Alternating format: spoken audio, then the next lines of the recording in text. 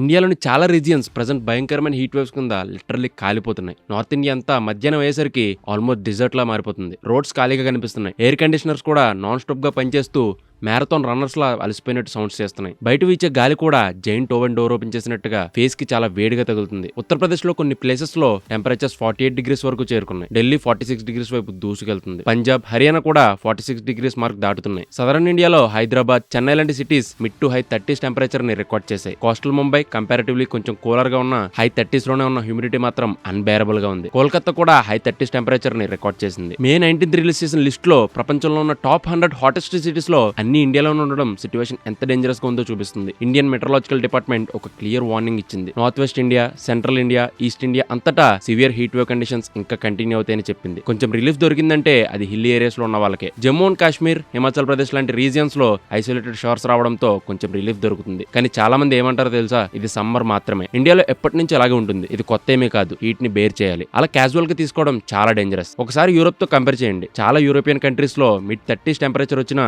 Schools close చేస్తారు. Public transport disturb అవుతుంది. Emergency alerts జారీ చేస్తారు. కానీ ఇండియాలో 40 డిగ్రీస్ పైగా టెంపరేచర్స్ కూడా రొటీన్ సమ్మర్ లా ట్రీట్ చేస్తున్నారు. ఏప్రిల్, మే మంత్స్ లో ఇండియా ఎప్పుడు వేడిగానే ఉంటుంది. సోలార్ రేడియేషన్ పీక్ లో ఉంటుంది. ఇంటెన్స్ సన్లైట్ వల్ల ల్యాండ్ సర్ఫేస్ చాలా ర్యాపిడ్ గా హీట్ అవుతుంది. సర్ఫేస్ నుంచి హాట్ ఎయిర్ పైకి రైజ్ అవుతుంది. దాంతో రాజస్థాన్, పాకిస్తాన్ అడ్జసెంట్ రీజన్స్ లో లో ప్రెజర్ ఏరియా ఫామ్ అవుతుంది. అప్పర్ అట్మాస్ఫియర్ నుంచి వచ్చే ఎయిర్ డౌన్వర్డ్ మూవ్మెంట్ చేస్తుంది. అంటే ఎయిర్ గ్రౌండ్ వైపు దిగుతుంది. దీనివల్ల క్లౌడ్స్ ఫామ్ కావు, కూలింగ్ తగ్గిపోతుంది.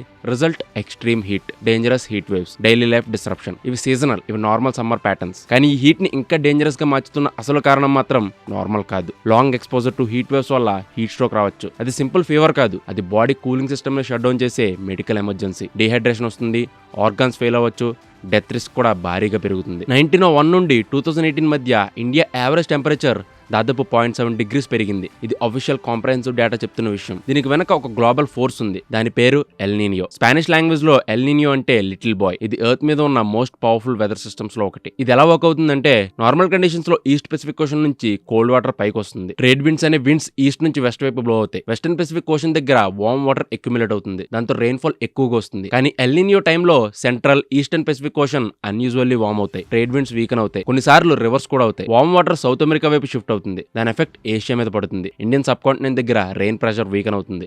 అంటే మాన్సూన్ వీక్ అయ్యే ఛాన్సెస్ పెరుగుతాయి. దాని ఆపోజిట్ ఫెనామినా లానినా, స్పానిష్ లో లిటిల్ గన్ అని అర్థం. ఇది ఇండియాకి కూలర్, వెటర్ కండిషన్స్ ని తీసుకొస్తుంది. కానీ ఎల్ నీనియో ఇంప్లికేషన్స్ మాత్రం చాలా సీరియస్. ఇది పెసిఫిక్ వాటర్స్ ని ఈస్ట్, సౌత్ వైపు పుష్ చేస్తుంది. దాంతో ఏషియా డ్రై అవుతుంది. India south west monsoon late అయ్యే ఛాన్స్ ఉంది. వీక్ అయ్యే ఛాన్స్ కూడా ఉంటుంది. లేక రెండూ జరగచ్చు. 2024 గుర్తుందా? హ్యూమన్ హిస్టరీలో అఫీషియల్లీ రికార్డెడ్ హాటెస్ట్ ఇయర్ అది. దాని వెనక బిగ్గెస్ట్ ఇంజిన్ ఎల్ నీనియో. ఇప్పుడు అదే ఇంజిన్ మళ్ళీ వార్మింగ్ అప్ అవుతుంది. హీట్ వేవ్స్ అంటే మనకి ఏం గుర్తొస్తాయి? Burning sun, empty roads, afternoon లో బయట తిరగని జనాలు. కానీ సైంటిస్టులు ఇప్పుడు ఇంకొక విషయం గురించి ఎక్కువగా వరి అవుతున్నారు. రాత్రిలో ఏమవుతుంది? మన బాడీ చాలా రిమార్కబుల్. డే టైమ్ లో హీట్, స్ట్రెస్, ఎగ్జాషన్ అన్ని హ్యాండిల్ చేయగలదు. ఒక కండిషన్ తో, రాత్రి టైంలో రికవరీ దొరకాలి. కూలర్ టెంపరేచర్స్ వల్ల కోర్ బాడీ టెంపరేచర్ తగ్గుతుంది. హార్ట్ రేట్ స్లో అవుతుంది. ఆర్గాన్స్ రెస్ట్ తీసుకుంటాయి. నెక్స్ట్ డే కి బాడీ రీసెట్ అవుతుంది. కానీ రాత్రి కూడా చల్లబడకపోతే? చెన్నైలో లో, మిడిల్ ఇన్కమ్ హోమ్స్ లో టెంపరేచర్స్ పై ఒక స్టడీ జరిగింది. 50 ఇళ్లలో రీడింగ్స్ తీసుకున్నారు. Result shocking. People regularly 32 degrees Celsius పైగా టెంపరేచర్స్ లో నిద్రపోతున్నారు. కొన్ని ఇళ్లలో 35 డిగ్రీస్ కూడా దాటింది. అంటే కొన్ని cities day time peak heat ఎంత ఉంటుందో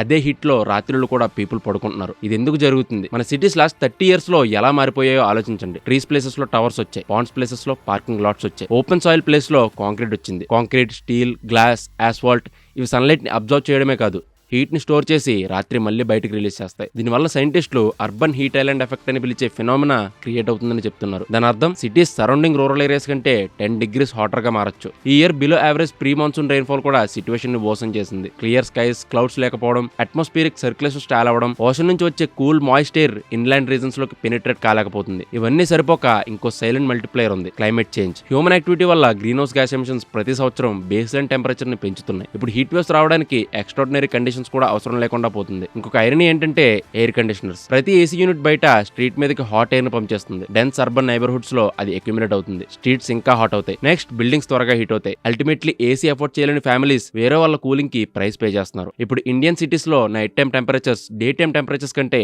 ఫాస్టర్గా రైజ్ అవుతున్నాయి. దాని పబ్లిక్ హెల్త్ ఇంపాక్ట్ ఎంత డేంజరస్గా ఉంటుందో మనం ఇంకా పూర్తిగా స్టడీ చేయలేదు. 2026 సమ్మర్లో ఇండియా ఒక పర్ఫెక్ట్ స్టార్మ్ మధ్యలో ఉంది. కూలింగ్ డిమాండ్ వల్ల పవర్ గ్రిడ్ స్ట్రెయిన్ అవుతున్నాయి. వెంటిలేషన్ లేని చిన్న ఇళ్లలో ఏసీ లేకుండా కోట్లాది మంది సింప్లీ వేడితో మగ్గిపోతున్నారు. ఒక్కసారి ఆలోచించండి, ఇది 2026 అయితే 2026 ఎలా ఉంటుంది? ట్రాజెక్టరీ క్లియర్ గా కనిపిస్తుంది. ఇప్పుడు దీన్ని మనం ఆపకపోతే ఇంకెప్పటికీ మనం దీన్ని ఆపలేము. ఫ్యూచర్ జనరేషన్స్ అష్ట కష్టాలు పడతారు. ఏసీ లేకపోతే బ్రతకలేము అనే స్టేజ్ కి సిచ్యువేషన్ మారిపోతుంది. Thank you for watching and do subscribe ప్రైమ్9.